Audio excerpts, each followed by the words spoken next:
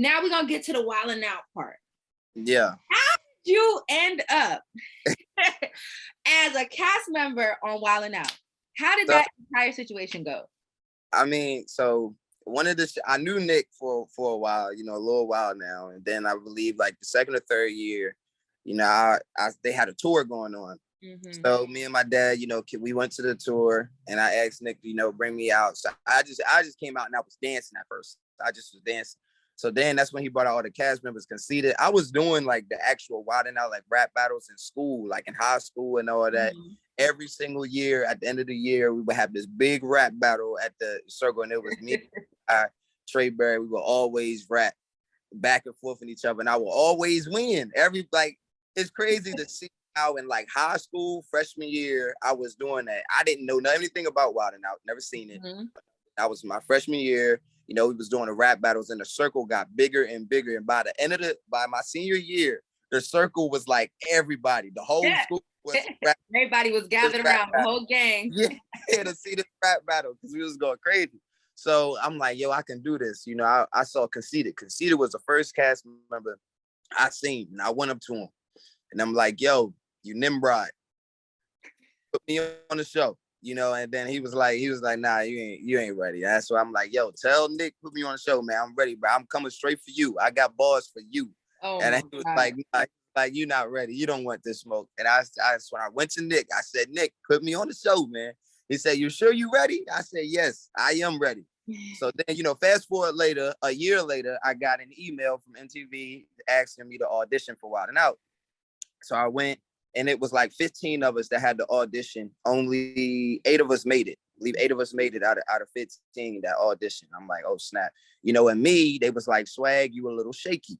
So they was like, you know, apparently, you know, they was debating if I was gonna, you know, make it or not on the show. And then I think I heard Nick say, let's give him a shot. So my shot was however I did with the audience, like actually live on stage. So I went out there, you know, I believe Niall said something, the executive producer, he said something like the day, like, if you got an episode tomorrow, that means you like funny, did your thing, you know, something like that. You know, I ain't get no episode. So I'm like, damn, I mean, something funny. I'm like, all right. I'm like, all right. So second day, I'm gonna make sure I go ahead. I said, if I get an episode tomorrow, I'm gonna kill it. So I got the episode tomorrow. I went in, did my thing. Then the next day I got 2 episodes. And then after that, my first season, I ended up finishing with 10 episodes. And they kept bringing me back. And every time they kept bringing me back, you know, I just made sure I prepared, you know, and everything. So I did like 7 seasons so far and like 63 episodes, something like that. Wow. Dude, I'm a numbers guy. Like I like to calculate average stuff like that. Yeah. So yeah, that's joint was crazy, you know, how everything happened like that. Yeah, I mean, it be like that sometimes. It be like that sometimes when you have those connections, but you also got to show up. So what would you say is like, I would say, what would you say is the craziest moment you've had on Wildin' Out? And what would you say is like your favorite moment that you've had on Wildin' Out? I think the craziest moment that I had on Wildin' Out was when I told Shula King that he has iguana eyes. Because the whole crowd just went crazy. I've seen people falling out their seat and everything when I said he had iguana eyes. That was really crazy right there. And my favorite moment, so this moment didn't air, but the crowd went crazy. Oh my God, man. What is it? I said yo, I told Doughboy he got oh man. I said you a sweet potato with clothes on, and I bet you won the muffin. Your clothes come with snacks in your back, got these with a belly button.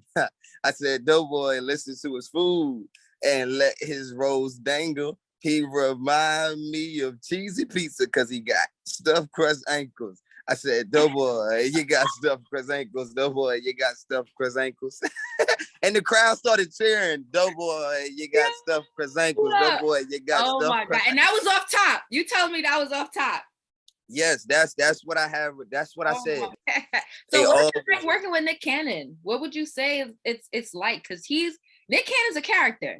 Yeah, he is. It's great, honestly, though. Nick, he's a genuine dude. You know, I love him, man. Like, I see him look out for so many people. And, I mean, this is just me, even some people, when they don't deserve it, he'll still look out for them. And I'm like, man, that's what's up, though. I see how he move and what he's doing, but how Nick move, he just moved like a boss. You don't really see him much. You really don't. He pops out like in a blue moon. But I like it, though. I like how it is. I'm like, oh, dang, sporadic. Like, we don't really see Nick like that. Mm-hmm. I'm like, where's Nick? Hey, Nick. Hey, Nick. Where you at? I don't see him.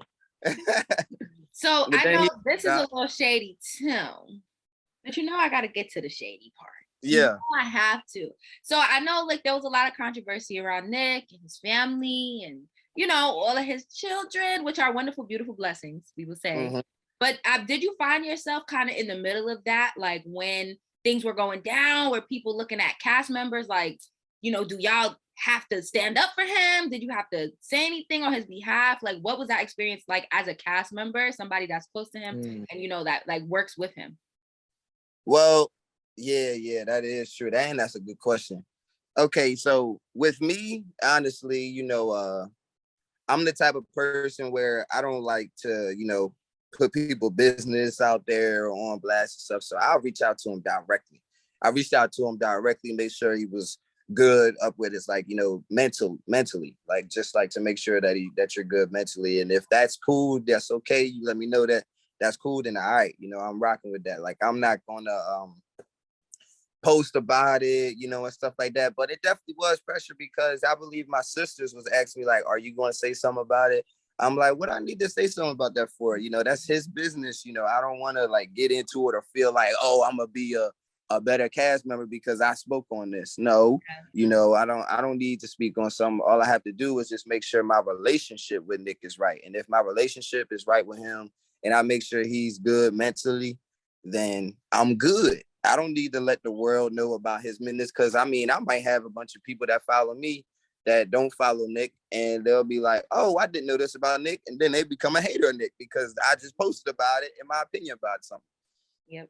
So, a lot of that stuff can be very draining on people. So I just like to, stay out of the mix, but a lot of people be telling me that I should get more in the mix, comment more about stuff, my opinion and stuff like that.